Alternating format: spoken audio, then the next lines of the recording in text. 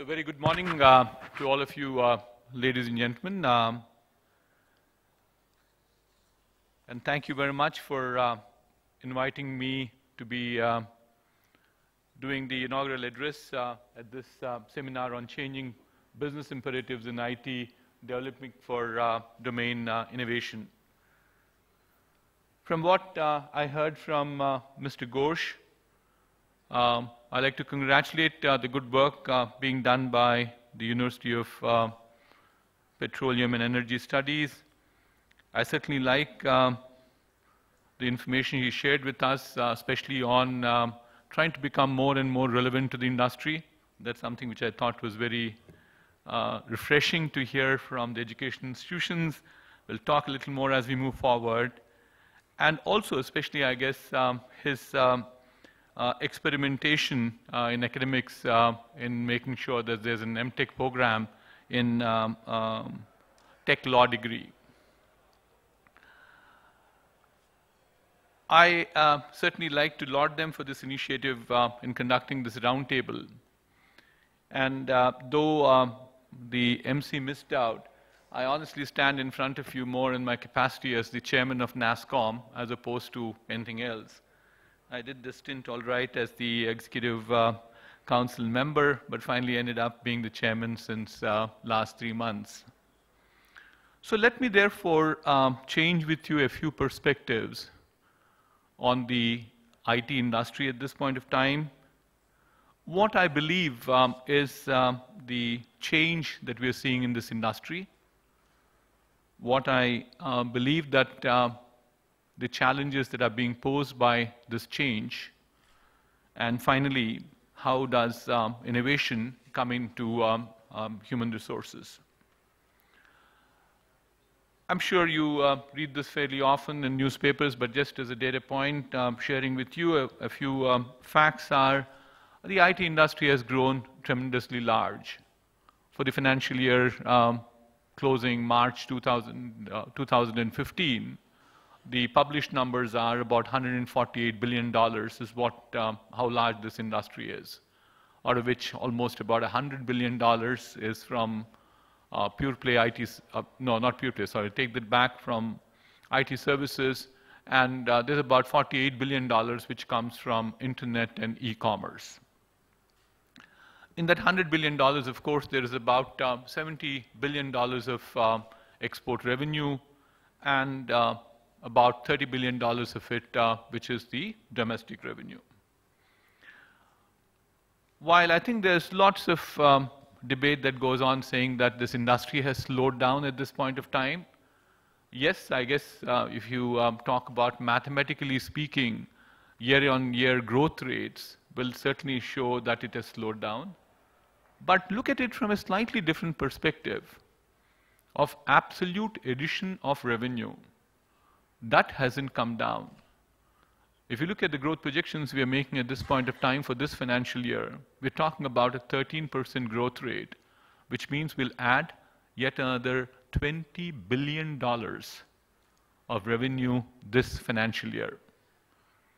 So therefore, one could always play with math, play with statistics, play with several others, but the fact on the ground is that still this industry is growing at a good pace.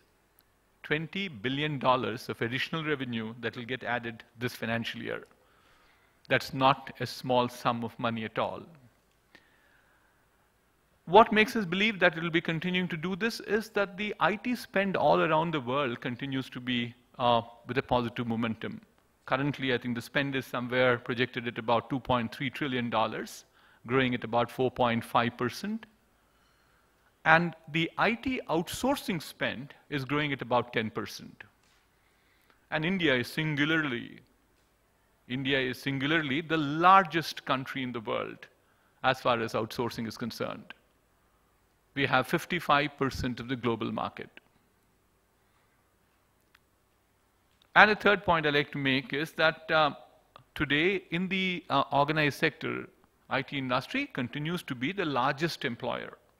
3.5 million direct jobs, a little over 10 million indirect jobs. So therefore, the industry is hale and healthy for sure. I want to assure Mr. Ghosh too, since he said, look, it's going through, outsourcing is going to go through challenges. No, not necessarily, sir. I will prove my point as we move forward. But one thing I wanted to talk to you further is that this IT industry has gone through a tremendous amount of transformation. The first and the foremost, let's look at it. When you talk about IT industry, what comes to your mind? Pure play IT services, basic coding that was done. 25 years back, that's how this industry was. That's how this industry got initiated. They said, outsourcing requirements are there. Brutally honest, people said we need some warm bodies. So long as those were found who had the skills in doing programming, the right destination was India. We'll go and do this in India, or allow those engineers to come to the United States.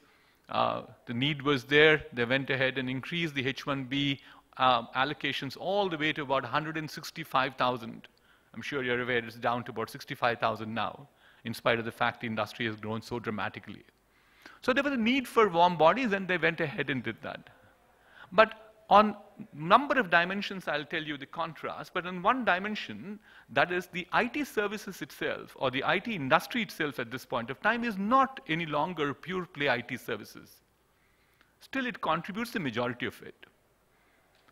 What are the other big constituents which make this IT industry is the BPO, BPM as it's called. BPO, very popularly known in the past, now people call it as BPM, much more sophisticated way of calling it, I guess. It's business process management. That's about $26 billion at this point of time. There's yet another constituent called ER&D, engineering, research and development. That is as large as $20 billion at this point of time.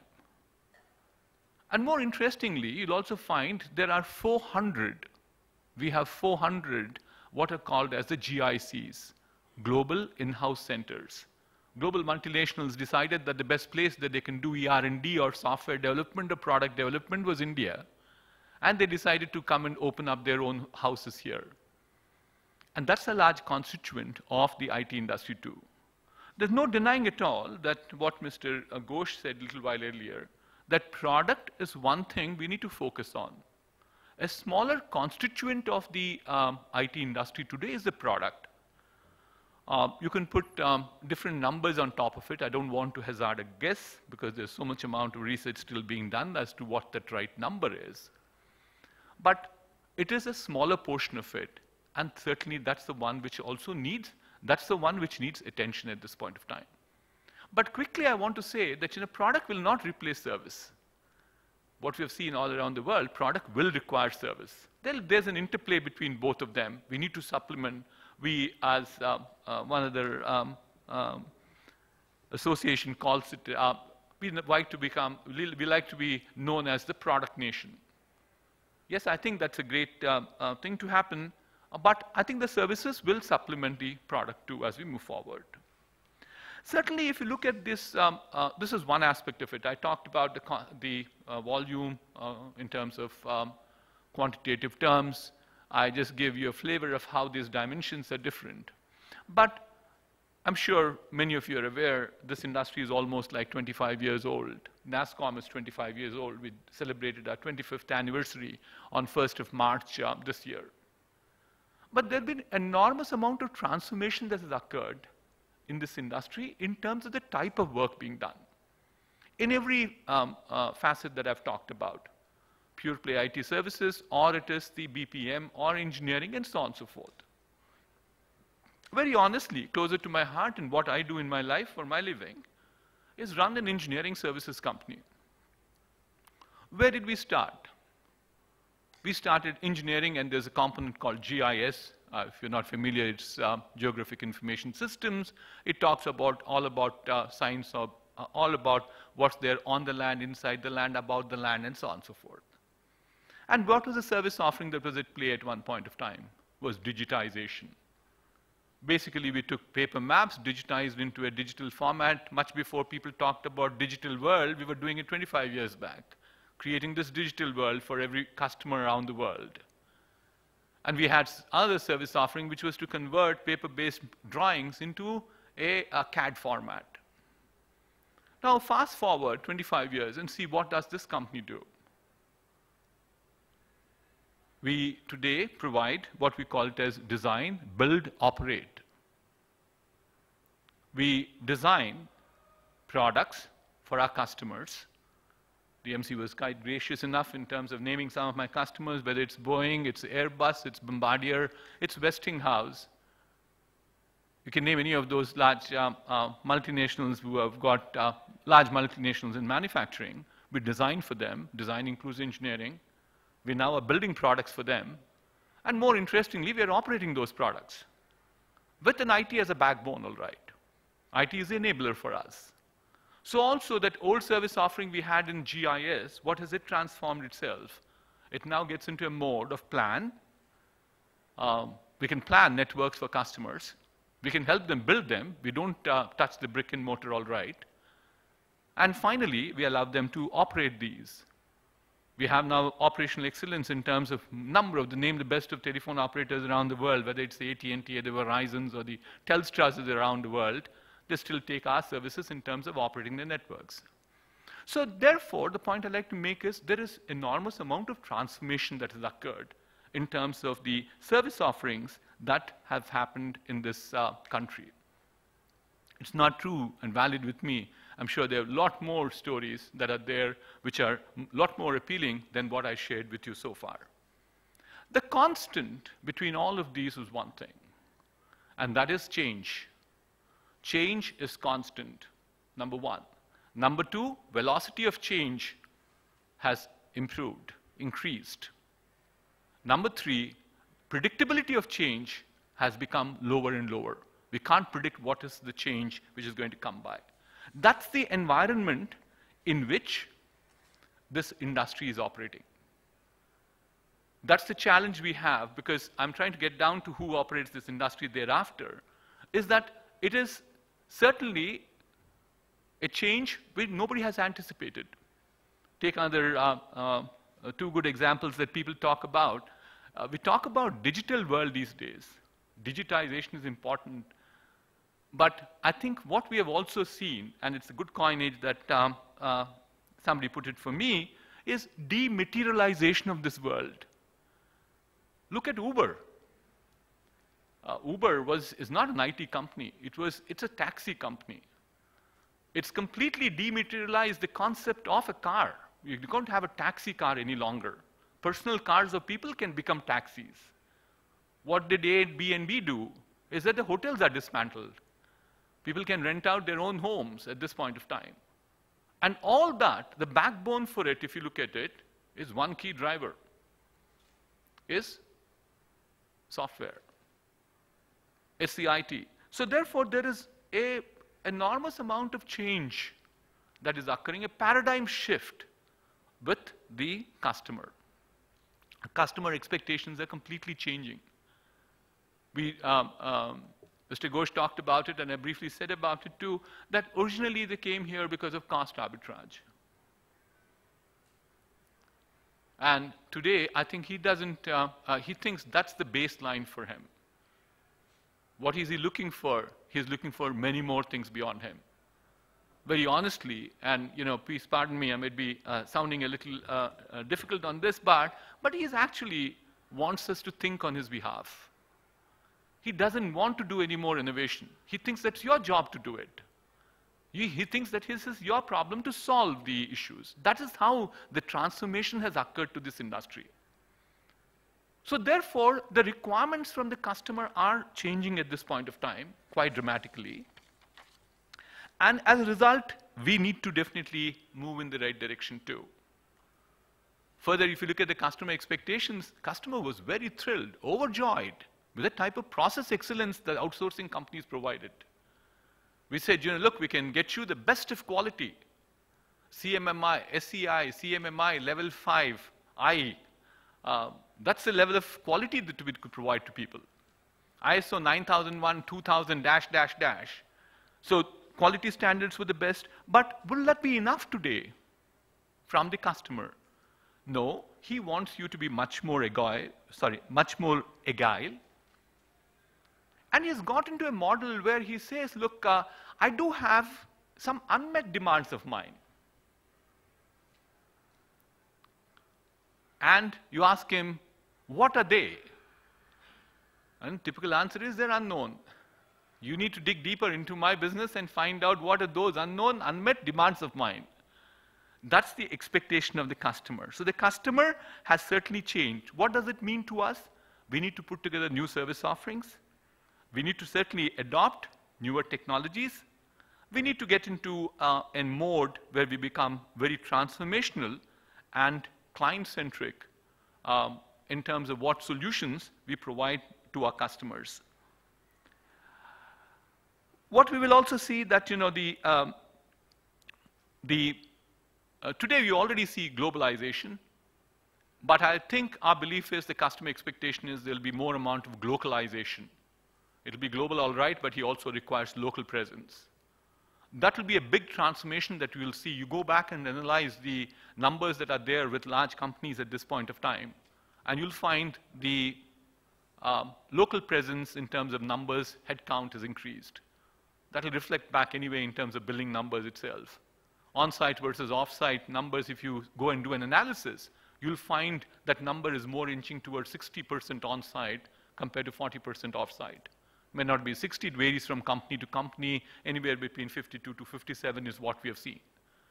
And that's not just because, you know, we are all the time happy, because honestly, the type of margin that you have when you do local work is much, much lower than we do offshore work. That's a customer expectation. The customer today is demanding that you have solve his problems, and the only way that we can solve his problems is through globalization, that we be global, but at the same time we can have local presence. The other thing that he's also looking for is that he wants you to do more for less. There's more and more amount of pressure on delivering more amount of work for less amount of money. The only way that you could do that is start getting more and more productive. And that's something is, I think, we'll come back to the HR issues in a moment, but that's from the HR perspective. HR perspective is challenging today.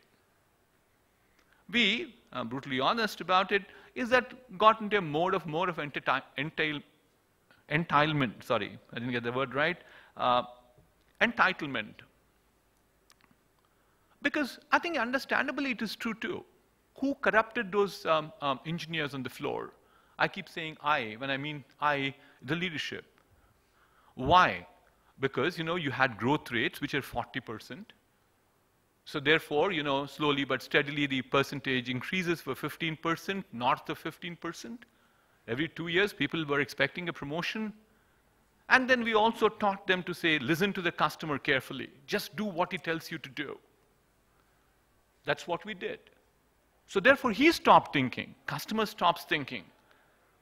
Customer says, you know, look, innovate on my behalf. And our engineers have started thinking, saying that certainly what we need to do is that we need to do what the customer tells us. So there is a big challenge in between at this point of time. So the key challenge we have is that from a cost arbitrage, he now is moving towards a value arbitrage. And not only that he is asking for more for less, he wants you to do transformation projects, he wants you to be a lot more innovative. He wants to change the business model. He wants the business model to be based on outcome-based. He says, I don't want you to pay any longer on the effort. I only have one yardstick, and that's the outcome. Outcome in terms of, you know, not just how many lines of code you drew, but what's the business outcome I have for you. So therefore, the industry is going through a major transformation at this point of time. And this industry has had challenges in the past. It isn't that, you know, this is something new that's happening. Some analysts predicted after the Y2K, this industry was done for good. After the dot-com, the burst was complete. It never happened. We transformed ourselves. But we have also failed because at one point of time, I think companies tried to definitely move away from this low-cost model into more consultative mode. Consulting had to become a part and parcel of the businesses. That hasn't really grown too well. But therefore, what imperatives that we have from the business of our customers, is that you need to definitely put in new service offerings in play. Therefore, we need to be courageous in terms of disengaging from the exhausted lines of business and services. We'll also need to think about new business models. We need to make choices about how we can address the significant shift that we see in the businesses around. Who does all this? My last part. It's the people. It's the people that we all hire. It's the people who are there in the organizations. And before I get there, I just want to retract for a moment and say, we talked about change. Change is the constant, and change, velocity of change, and so on and so forth. And the change is also being largely driven by technology. You do not know what technology is there for tomorrow in store. So technology, in terms of especially SMAC, social mobility, analytics, and cloud, has also played a very important role in the transformation, the customer expectations you call about, the business model changes we talked about, and so on and so forth. So now you come back to our HR resources and start looking at how can technology start addressing some of the challenges we have in hand. To me, if you look at our HR challenges, I'm talking about 4 different things. Since I have a university on one side, I have my industry colleagues on the other side. First and the foremost is we need to relook at our teaching. I somehow beg to differ with you, sir, because I also run an academic institution in the capacity as the chairman of the board of directors of IIT Hyderabad. I do dabble around quite a bit on the academics at this point of time, as much as I do with my industry issues. And one of the things that, therefore, I am